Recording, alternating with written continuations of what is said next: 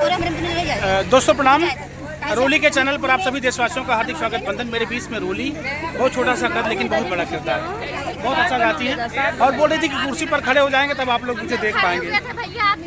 अच्छा, तो रोली जी हमारे बीच में है। कुर्सी पर खड़ी होकर गिर जाती है। दुनिया कुर्सी के लिए मर रही है, कुर्सी पर खड़ी होकर गिर जाती है। यानी कुर्सी वैल्यू ना हो तो नहीं जाए। तभी तो सोचे इतना बड़े हो जाए, लेकिन आप लोग अच्छा, क्या क्या करती हैं आप चैनल पे? डांस करके वीडियो बनाते हैं, कॉमेडी भी बनाते हैं। कितने सब्सक्राइबर हैं? सब्सक्राइबर तो 7,000 है। 7,000। और एक पतर की भौजी कॉमेडी है, उसमें 1,000 सब्सक्राइबर है। अभी 1 महीने हुए चैनल चालू है। क्या बात है। पतर की भौजी कॉमेडी और रोली प्रजापति 9120, ये 2 चैनल की मालकिन हमारे बीच में रोली जी खड़ी हैं। कॉमेडी भी करती हैं और डांस करके वीडियो बनाती हैं। मुझे भरोसा है कि आप लोग सपोर्ट करके खूब मदद करिएगा।